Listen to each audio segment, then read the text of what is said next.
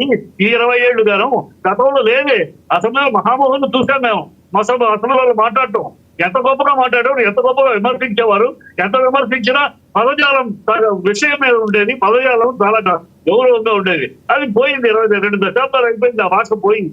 తనకి ఇవాళ కొత్తగా ఈ భాష గీష వీళ్ళు మీరు 4 దశాబ్దాల క్రితమే స్టార్ట్ అయిందన్నారు, ఇప్పుడు మళ్ళీ 2 దశాబ్దాలు అంటున్నారు. రామారావు గారితోనే స్టార్ట్ అయిందని మీరే చెప్పారు. రామారావు గారు 2 దశాబ్దాల ముందు అంటున్నాను. 2 దశాబ్దాల ముందు రామారావు గారు ఎక్కడ ఉన్నారండి? రామారావు గారి పీరియడ్ లోనే రామారావు గారు ఎప్పుడైతే కాంగ్రెస్ ని భూస్థాపితం చేయడానికి ఆయన కంకణ కొరకు తిరిగారో, ఈ కాంగ్రెస్ వాళ్ళు వాళ్ళకి భరించలేక, ఓటమిని భరించలేక, ఆ ఓటమి చదివిస్తామేమన్న భయంతో ఆ పరుష పదాల అక్కస్తోటి పదాలు మొదలెట్టారు. దానికి ఆయన ఒక మాట 10 మాటలు వాళ్ళు వాగితే ఆయన వాటికి కూడా ఒకేసారి కుక్క మూతి పిందెలు ఈ కాంగ్రెస్ పక్కన పెట్టండి అన్నాడు. ఆ ఒక్క మాటతోటి వాళ్ళు అన్ని మాటలకి సమాధానం చెప్పాడు. అట్లా మొదలైంది. కాంగ్రెస్ వాళ్ళు దీనికి ఆద్యులు, కాంగ్రెస్ వాళ్ళు అద్యులు. రామారావు గారు రాజకీయాలకు వచ్చినప్పుడు రామారావు గారిని ఎక్కడ వాళ్ళ ఏకనేతాధిపతిగా ఆంధ్ర రాష్ట్రాన్ని పరిపాలిస్తున్న కాంగ్రెస్ కి నోకలు చెందుతాయో అని భయపడి ఆ భయంతో ఆయన్ని పర్సనల్ గా వ్యక్తిగతంగా తోలనాటం, వ్యక్తిగతంగా దూషణ చేయడం మొదలెట్టారు. అప్పుడు మొదలైంది ఈ రాజకీయాల్లో ఈ దూషణ భాష. కనుక అప్పటి నుంచి కంటిన్యూ ఒకరి తర్వాత ఒకటి గ్యాప్ ఇప్పుడు రెగ్యులర్ అయ్యింది. అప్పుడు కొన్నాడు తర్వాత ఆయన తర్వాత పవన్ కళ్యాణ్ దీనికి వచ్చాడు. అప్పుడు ఆవేశంగా కాంగ్రెస్ పంచలోడంతా పబ్లిక్ మీటింగ్ లో వేదిక మీద అన్నాడు. దానికి వాడు సమాధానాలు ఇచ్చారు. అట్లా తర్వాత కేసీఆర్ గారు వచ్చారు, ఆయన వ్యాస, ఆయనకి సమాధానం వాళ్ళు. ఇవాళ కూటమి వచ్చిన మధ్యలో జగన్ గారిని వదిలేస్తున్నారు మీరు. కాదు, రామారావు గారి దగ్గర నుంచి కేసీఆర్ గారి దాకా చెప్పారు. మీ నోటి ఎప్పుడు జగన్ గారి మాట ఎందుకు రావట్లేదు? కాదండి, రామారావు గారితో స్టార్ట్ చేశారు, కేసీఆర్ గారి వరకు మాట్లాడారు. జగన్ గారు ఎప్పుడు అలాంటి మాట్లాడలేదా? వైసీపీ నేతలు ఎవరు అలాంటి మాట్లాడలేదా? జగన్ నోటెంబట బూతు మాటలు ఎప్పుడు రావాలి. జగన్ తరపున పార్టీ తరపున చాలా మంది మాట్లాడారు. జగన్ ఎప్పుడు పరుష పదజాలం వాడాలి, అర్థమైందా?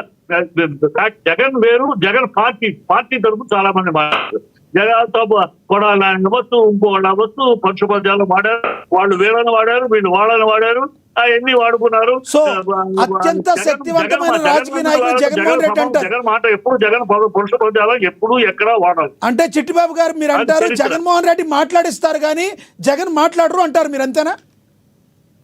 జగన్ ఎప్పుడు మాట్లాడడం జగన్ ఎప్పుడైనా మాట్లాడి చెప్పండి, మీ దగ్గర సాక్ష్యం ఉంటే. జగన్ మీరే అన్నారు కదా, జగన్ మంత్రిమండలి మాట్లాడింది అంటే జగన్ మాట్లాడిస్తారు, ఆయన మాట్లాడరు అని మీరు అంటున్నారు. అట్లా అంటే జగన్ కాంగ్రెస్ వాళ్ళు మాట్లాడతారు. ప్రధానికి రాహుల్ గాంధీ బాధ్యుడా? రాహుల్ గాంధీ మాట్లాడారంటారా? సోనియా గాంధీ మాట్లాడించింది అంటారా? నాయకులు పార్టీలో నాయకులు వేరు, కార్యగా వందల మంది ఉంటారు. 100 మంది ఎవరో వాళ్ళు ఒకళ్ళు బ్యాలెన్స్ తోటి మాట్లాడే వాళ్ళు ఉంటారు, కంట్రోల్ తోటి మాట్లాడే ఉంటారు. ఇక్కడ అధ్యక్షుడు ఎప్పుడు కూడా ఏ పార్టీ అధ్యక్షుడు కూడా కూర్చుని మీరు ఇట్లా మాట్లాడండి, ఈ బూతులు మాట్లాడండి అని చెప్పడు. ఏ పార్టీకి చెప్పడు, ఏ పార్టీ నాయకుడు అలా చెప్పడు. చంద్రబాబు చెప్తారా మాట్లాడండి గారు పక్కన కూర్చోబెట్టుకున్న బూతులు తిడుతుంటే వారించే ప్రయత్నం చేయాలా నాయకుడు లేదా? ప్రతి నాయకుడు చేయాలి. ఏ నాయకుడైనా చేయాలా లేదా? ఎవరిని ఒక్కట్లా చేయాలి. చేయకపోతే నాయకుడు కానట్టేగా. ఏ నాయకుడైనా చేయాల్సిందే. ఇవాళ అలాంటి నాయకులు లేరు, అలాంటి ఉన్న నాయకులు లేరు. ఇవాళ నాయకులంతా అలాంటి నాయకుడు కాదు. ఇవాళ మన ఉంగండ తింటూ వెంట్రులు వచ్చిందని మాట్లాడుకుంటే రాజకీయాలు ఆ స్థాయిలో ఉన్నాయి. సో ఇప్పుడు ఖండిస్తున్నారా? చంద్రబాబు ఖండిస్తున్నారా? చంద్రబాబు మొన్న జూనియర్ ఎన్టీఆర్ ని ఆ ఎమ్మెల్యే బుద్ధి సన్నాసి వాళ్ళ తండ్రిని తిట్టాడు. చంద్రబాబు ఏమైనా ఖండించాడా అని? తప్పు. ఇలాంటి మాట్లాడుతుంటే ఈ నీతులు ఎదక్కండి. నీతులు ఎవరి దగ్గర లేవు. అయితే రోజా గారు మాట్లాడిన మాటల్లో వాస్తవం ఉందంటారు మీరు. సద్భాష, మంచి భాష ఎవరి దగ్గర లేదు. ఎవరి దగ్గర ఉంది, వీళ్ళ దగ్గర లేదు అని చెప్పడానికి ఎవరు లేరు. ఏ నాయకుడు ఖండించట్లా. ఏ నాయకుడు వాళ్ళ కార్యకర్తలు మాట్లాడుతూ ఉంటే తప్పు అని చెప్తారా? Right sir, right. మరి కాసేపట్లో మీ దగ్గరికి వస్తాం. మనతోటి సీనియర్ జర్నలిస్ట్ అక్షర్ సత్య గారు ఫోన్ ద్వారా